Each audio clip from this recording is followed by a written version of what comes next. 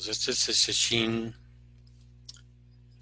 de septiembre 2020 y es el segundo Teisho.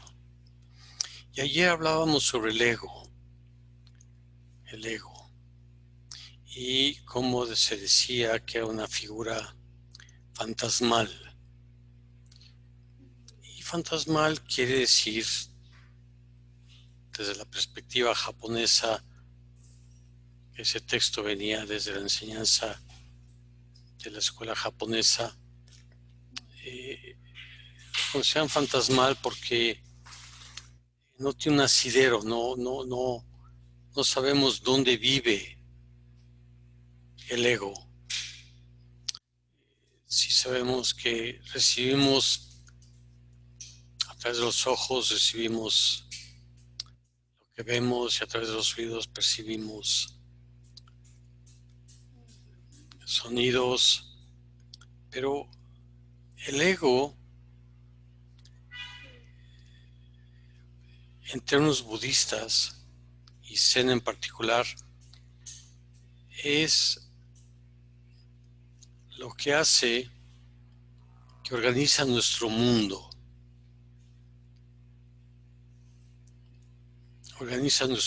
interpreta todo lo que percibe de los sentidos y organiza. El problema es que lo organiza de una manera dual o binaria. Yo y lo otro, allá afuera. Ahí está lo binario, la dualidad en la que vivimos, yo y lo otro. No importa si es una pareja, sigue siendo el otro. No importa si es los padres, son otros. Entonces, vivimos en esta dualidad constantemente. Todo el tiempo estamos en esa dualidad que fabrica o hace, crea el ego. El ego es el encargado de hacer eso, de dividir entre yo y el mundo, yo y lo otro, y todo fuera de mí es otro, o lo otro.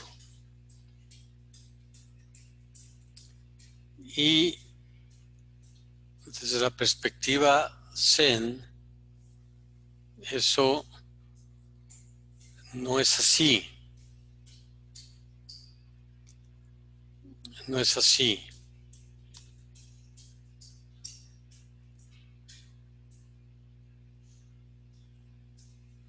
Tengo un problema en el sentido con cómo percibimos el mundo, cómo se perciben las circunstancias de este mundo. Porque el ego las acomoda y las aparta. Y es una interpretación mía, el ego es un mecanismo de defensa, en donde es como un castillo. Estamos dentro del castillo. Cualquier cosa que esté afuera de las paredes del castillo es un enemigo, es un peligro. Todo lo que está dentro, pues soy yo, entonces ahí no hay problema, se reconoce uno mismo. Pero el ego lo que hace es que nos convierte en un muro que nos divide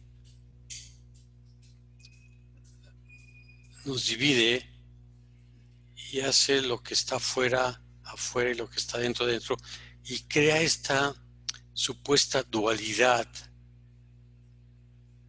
en el mundo. Y supuesta me refiero a que no es real. No es real. El ego nos hace creer que es real. Que hay esta separación, que esta separación existe entre yo y allá, yo y lo demás. Pero un despertar es cuando por fin logramos asomarnos o bajar o quitar, hacer un agujero en esta percepción de que estamos aislados y no es cierto.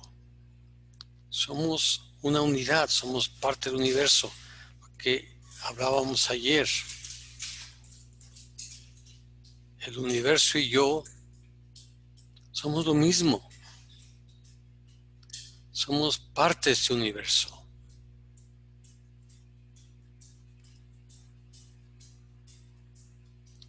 No somos dos, sino que somos un todo y nosotros somos una manifestación de ese todo.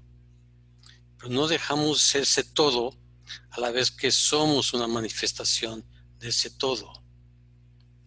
Y el despertar es a lo que nos lleva a ver eso de manera no intelectual, sino vivencial, a despertar, a que compartimos con todo nuestra naturaleza búdica.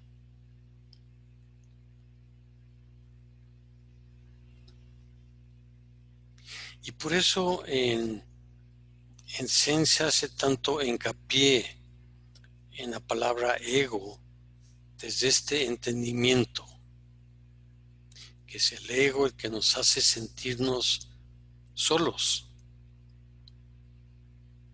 Implica una gran soledad. Estamos solos.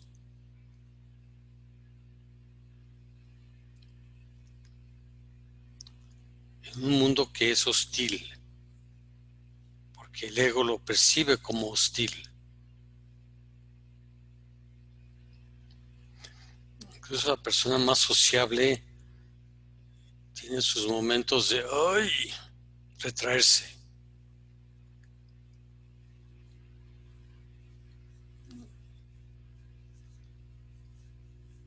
Entonces, lo que queremos abrir, quitar, es quitar la fuerza al ego. Es que el ego está muy bien, nos hace sobrevivir, nos ayuda a sobrevivir. Pero para sobrevivir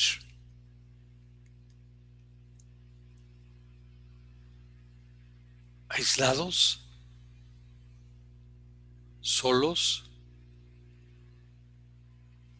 o podemos realmente sobrevivir siendo parte del universo. Y el ego pues nos ayuda a las funciones que necesita hacer el ego. Las que hace y las hace muy bien. Pero que el ego no esté aquí, enfrente, nos tapa, nos protege, nos cubre, como una armadura. Sino que la armadura esté aquí al lado.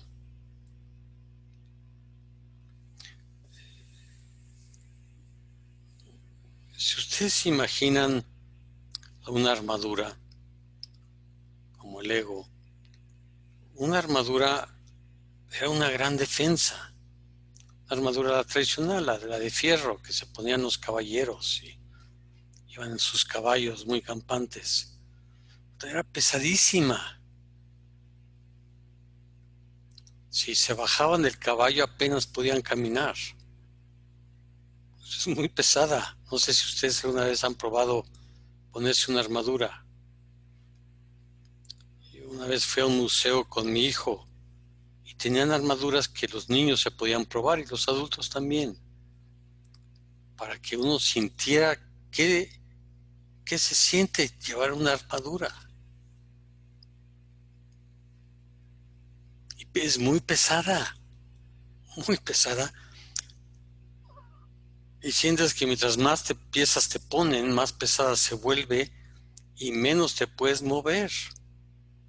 Menos puedes, vamos, a levantar los brazos así para agarrar la espada como vemos en las películas, el único movimiento era bajar, porque no podías, estos movimientos eran muy, muy difíciles. Entonces, el ego es eso. El ego hace que seamos torpes, que sea muy pesado y nos sentimos incómodos y ah, es horrible, es horrible llevar estas armaduras metálicas, pero también llevar el ego por delante. Nos hace tiesos, nos hace que no podamos realmente estar en el mundo, que siempre estamos a la defensiva, porque esa es la función del ego. Atacamos para que el otro no nos haga algo.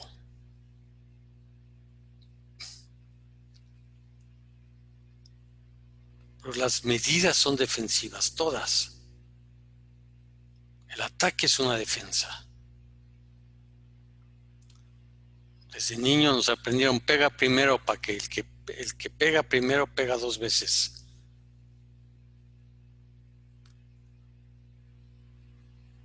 De niño lo aprendimos, pega primero.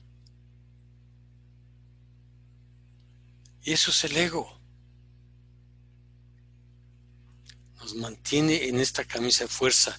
Y lo que estamos haciendo aquí es tratando de romper ese ego.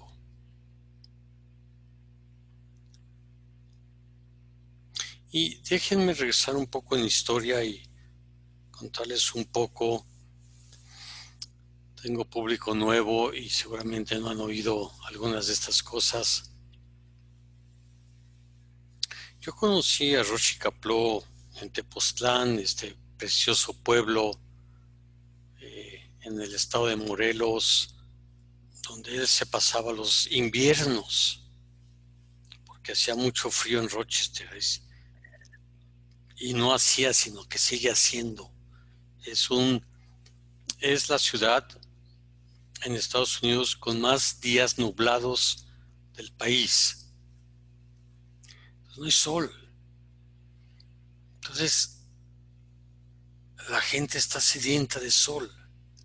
Y Rochi Kapló, que era muy friolento, venía a México porque necesitaba cargar las baterías del sol en invierno. A él le gustaba el calor, no el frío. Y entonces, cuando él decía eso, decíamos, ¿y por qué fundó esto? ¿Por qué hizo el centro Zen en Rochester? ¿Por qué no se fue a otro lugar? Porque ahí me regalaron una casa.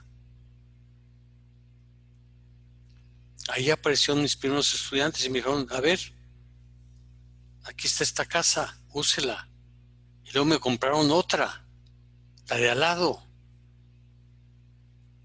Yo no podía decir no. Entonces, por eso escogió Rochester. Fue a dar una plática y un grupo de personas dijeron, oiga, queremos que se quede. Y es como fundó el Centro Zen en Rochester, que es una ciudad muy, no tanto frío, sino nublado y con un frío húmedo, no es un frío seco como Colorado u otros lugares. Y ahora se llama el Centro Zen de Rochester, pero antes nada más había 3 centros. Maizumi y 3 maestros, Maizumi, Aiken Roshi y Kapló. Había otro, el de Nueva York, que siempre estaba peleándose por sobrevivir. Y luego aparecieron otros maestros, pero ellos fueron los 3 primeros. Entonces, bueno, pues Rochester era, no le puso, le agregaron hace 10 años o 15 años el de Rochester, que lleve la palabra Rochester para ubicarlo. Porque antes nada más era el Centro Zen, pero no había otro. Entonces no decía Rochester, no decía Nueva York, no decía nada. Entonces, en fin. Entonces Roshi venía a México. Le gustaba el calorcito de México y le encantaba caminar en los cerros de Tepoztlán. Todas las tardes, después de su siesta, salía a caminar y una hora, hora y media, recorriendo los cerros de Tepoztlán. Y tenía sus rutas, le gustaban mucho los animales. Y entonces conocía a muchos perros en el camino. Y sabía que iba por el buen camino, pues, unos perros con los que se iba encontrando, que los seguían, perseguían, les hacía caricias, les hablaba y seguía caminando. Y tenía su colección de burros. Me encantaban los burros. Y entonces en Tepoztlán pues había burros ahí en las casas. Y iba saludando burros y perros. Y era muy interesante caminar con él. Y yo iba con mi pareja en esos tiempos, iba a visitarlo los fines de semana y los sábados y domingos lo acompañaba a caminar. Y caminando con él, era un hombre muy interesante. Era como para mí una figura como mi abuelo. Yo tenía 30 años, él tenía 65 y sí podía ser mi abuelo.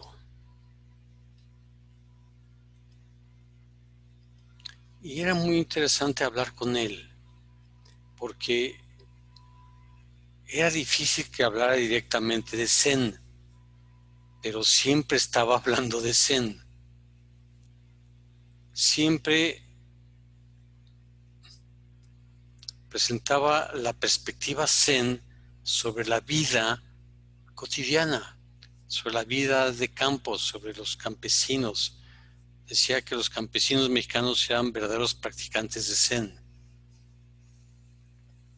Y estoy seguro que lo había dicho de cualquier país de América, pero en México decía que eran perfectos para practicar, porque tenían una cualidad de serenidad,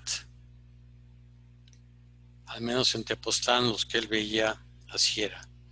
Y esas cualidades de poder hablar de Zen sin hablar de Zen era fascinante,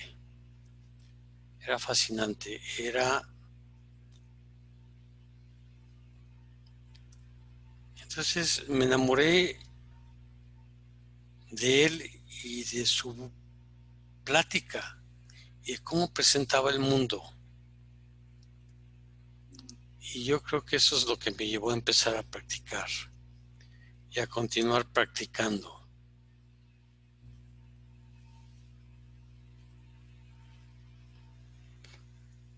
Porque siempre fui muy curioso sobre el mundo, sobre las personas, pero siempre desde el observador, siempre observando. No me vaya yo a involucrar. Yo observaba. Y ahí la llevaba. El observador puede ser una camisa de fuerza muy grande, que nada más observas pero no participas. Y de pronto vi a alguien que participaba, a pesar de pensar totalmente distinto, y estaba participando con la vida. Y me ofrecía un modelo distinto de ser.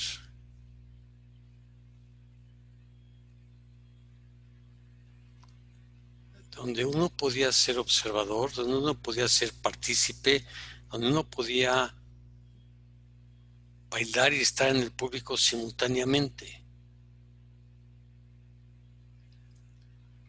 entonces fue fascinante descubrir el que la practicar Zen, te hace otra persona, te abre, te lleva a otras cosas, no te encierra en un dogmatismo de yo soy budista, sino que nos abre el corazón, nos abre quiénes somos. No es otra camisa de fuerza de que ahora yo voy a ser como un samurái, todo rígido, sino voy a poder fluir en la vida. Y eso es lo que a mí me atrapó. Y creo que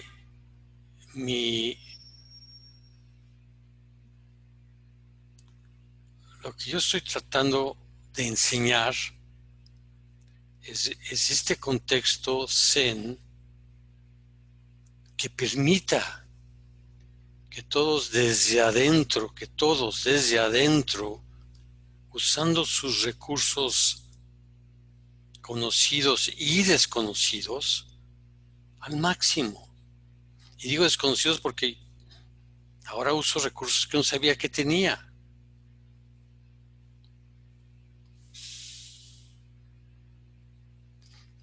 Si ustedes me hubieran preguntado hace 40 años que yo iba a estar haciendo esto,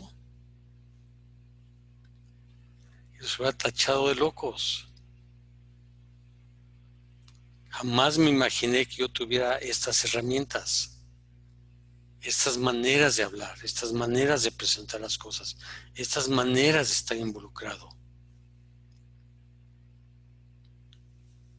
Nunca me he imaginado que me jubilé para poder hacer esto de tiempo completo.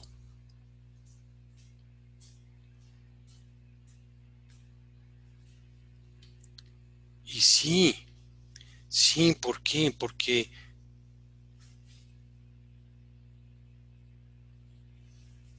pude dejar de ser observador. Sigo siéndolo. Y aquellos que me conocen bien, me han visto, pues saben que tengo mucho de observador. Yo veo, observo, analizo. Pero la vida se abre. Y los veo todos ustedes y digo, sí, aquí hay una posibilidad de abrir, de que cada quien se abra a su entorno, a su realidad, a lo que están haciendo, a lo que están viviendo, para realmente aprovechar todos los recursos y quitarse este velo del ego. Quitarse esta sensación de separación con el mundo, que es una fantasía que se inventa el ego. Y por eso sigo practicando en lo individual. O sea, mi práctica es tan o más intensa ahora que antes, porque cada vez le veo más posibilidades. Después de haber practicado 40 años, digo, apenas estoy empezando. Apenas estoy abriendo las puertas de par en par de una vida que pueda ser muy distinta o que es distinta. Y esa es la invitación en esta práctica, que cada uno de nosotros pueda hacerlo, que pueda vivir de otra manera, que pueda estar en el mundo plenamente, sin miedo, sin temor,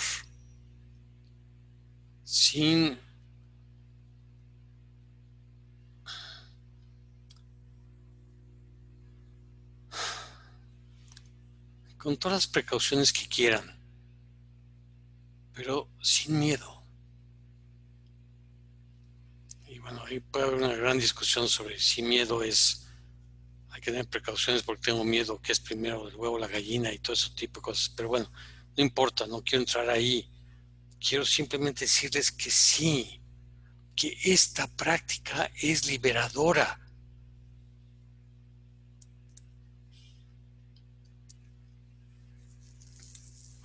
Y pensando hoy sobre el ego y nuestro contexto, la ciencia en general, no siempre, no toda, pero la ciencia en general está hecha a imagen y semejanza del ego, donde hay que cumplir con protocolos, hay que cumplir cualitativamente y cuantitativamente con las cosas. ¿Y qué pasa con los... Está muy bien para los que tienen una mente científica, una inteligencia científica, pero ¿qué pasa a los que tienen una mente intuitiva? Que viven las cosas desde la intuición. Con los artistas que tienen una mente artística. Ellos donde caben. Los kinestésicos, los que se mueven y piensan a través del cuerpo.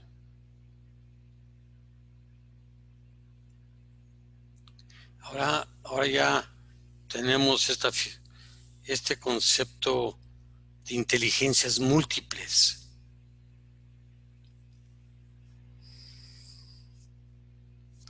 Donde cada quien tiene una mezcla distinta de habilidades mentales.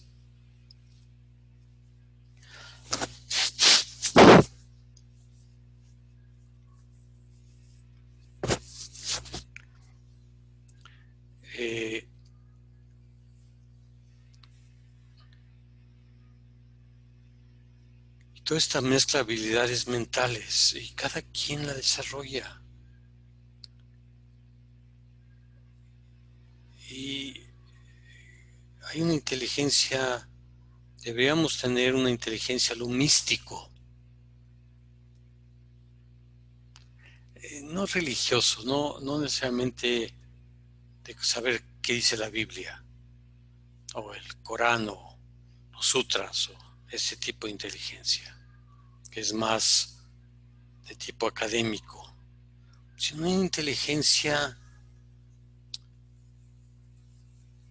que permita ver lo profundamente,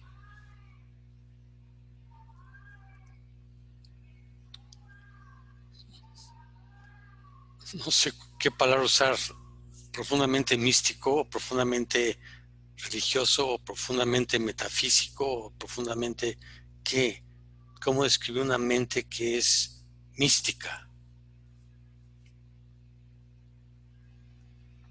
que es una mente que observa, pero es una mente que describe, es una mente que cómo vive el mundo.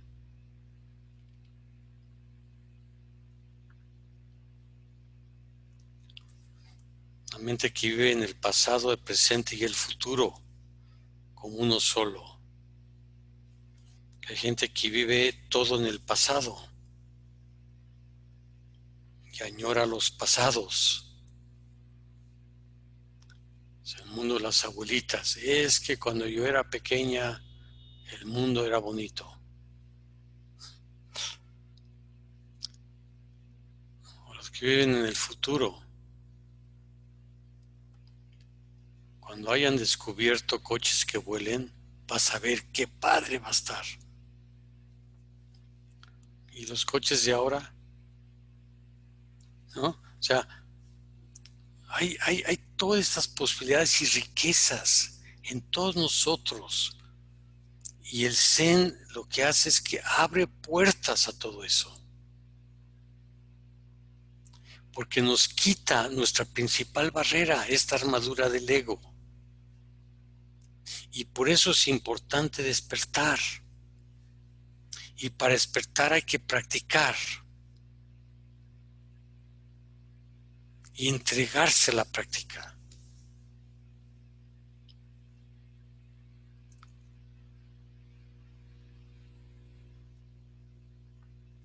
Bueno, voy a dejar de repetirme, porque eso es lo que estoy haciendo, y esperar que algo les haya caído, algo se les quede, porque lo que se les va a quedar es estar sin piernas. A las 10, sí, ya casi vamos, 45 minutos, se les van a caer las piernas. Pero ojalá esto les ayude a motivarlos, a entregarse a la práctica, a este deseo, a esta necesidad imperiosa donde yo no sé cómo, pero lo tengo que hacer. El otro día, tratando de explicar los 4 votos, explicaba la palabra voto es aquello que no sé cómo voy a hacer, pero lo voy a hacer. Hago voto de liberar, de penetrar. No sé cómo lo voy a hacer. Y por eso es distinto el voto de las promesas o de los compromisos. Que tanto las promesas como los compromisos son concretos. Tenemos idea de cómo hacerle y te prometo que te invito al cine. Te prometo que llego a las 8. Te prometo que ya no voy a llegar tarde. Te prometo que voy a ganar más dinero. Bueno, eso a lo mejor no tendría que ser un voto, pero pues es eso. Los votos no sabemos cómo hacerle. Por eso cuando la gente se casa, se hacen votos, porque no sabemos cómo hacerle para seguir amando a la misma persona 20, 30, 40 años después. No sabemos. No sabemos cómo vamos a ser nosotros y cómo va a ser el otro o la otra. No sabemos. Entonces, ¿qué? No sabemos. No sabemos cómo le vamos a hacer.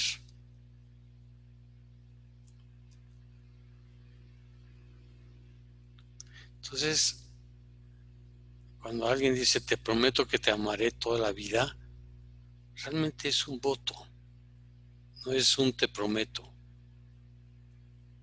Y esos son los votos. Entonces, hacemos votos, cuando hacemos los 4 votos, estamos haciendo un voto de que yo no sé cómo le voy a hacer, pero voy a seguir practicando. Los 4 votos es un voto de práctica, de entrega, de hacer lo que estamos haciendo, de despertar. El gran camino de Buda, hago voto de lograr. El gran camino de Buda, están haciéndose un voto, no saben cómo lo van a hacer, pero lo van a hacer. A todos los seres sin número quiere decir que no es uno, a ti, 1, 2, 3, 4, 5, 6, los voy a despertar, a liberar. A todos los voy a liberar. Es todos. Eso quiere decir sin número. Y entonces, ¿cómo que vas a liberar a todo el universo? Sí, ese es el voto. Yo no sé si lo voy a lograr o no. Pero el voto es tratar de hacer eso. Pasiones ciegas. ¿Cuáles pasiones ciegas? Los enojos, los celos, las iras, las envidias, todo aquello que nos disminuye como personas y nos deja encerraditos.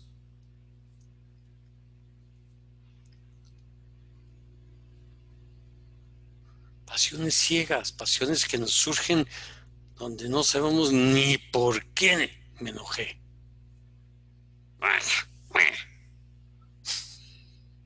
Enojos, iras, maltratos. No sabemos por qué surge, pero los voy a arrancar. Los voy a sacar de raíz. O sea, voy a arrancar la planta con todo y raíz para que no vuelva a surgir. Y eso queremos hacer con todas las pasiones ciegas que surgen porque tenemos miedo por lo que sea. Las inmensurables, inconmensurables, son las puertas tan grandes que llegan a la luna, a Marte, conmensurables puertas del Dharma, tan grandes que para abrirlas y para penetrarlas y para estar ahí adentro, son inmensurables puertas del Dharma. Hago voto de penetrar. Voy a aprender eso, voy a saber eso, voy a atravesar la ignorancia. El gran camino de Buda, hago voto de lograr.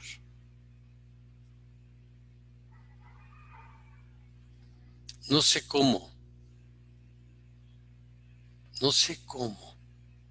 pero lo voy a hacer. Eso es un voto. Y eso es a lo que nos estamos comprometiendo cuando lo cantamos. Y por eso es el canto más repetido en Zen. Porque hay que repetirnos una y otra vez que hacemos ese voto. Porque hay que renovar los votos. Una y otra vez y otra vez y otra vez. Porque se nos olvida, en cuanto nos duele la pierna, se nos olvida el voto. ¿O no? Ya nos queremos mover. Y vamos viendo a ver cómo nos movemos para quitarnos el dolor. Y no nos metemos a la práctica entonces. Ahí vamos a quitarnos el dolor. Ay, quiero estirar la pierna porque me duele la pierna. Ahí vamos. Y los votos, no, que toque las inconmensurables puertas del Dharma. Y aparece el dolor y ya me quiero mover. Y busco la manera de moverme. Pues no me están viendo. Aquí, ¿quién me ve? Pues sí los veo. Hay gente que se mueve como chapulín aquí porque pues asumen que no hay nadie viendo. Los que llegan tarde, los que quieren ver su celular, los que quieren estirarse, los que quieren cambiar de postura, los que no se aguantan de incomodidad, los que quieren tomar agua. Aquí se ve. ¿Ustedes creen? Yo no estoy viendo la pantalla, enfocando los ojos en la pantalla, pero cuando se mueve algo, lo registro. Y hay personas que se mueven mucho. Y hay personas que no, hay personas que toman el compromiso de no moverse y no moverse. Pero están tomando un voto de practicar y para practicar hay que no moverse. Y al primer dolorcito se nos olvida, por eso repetimos los votos. Bueno, yo estoy tratando de convencerlos de algo que ya están convencidos, si no, no estarían aquí. Si no, no estarían aquí. Entonces, si Si no lo quieren hacer, no lo hagan. Pero entonces no canten los votos.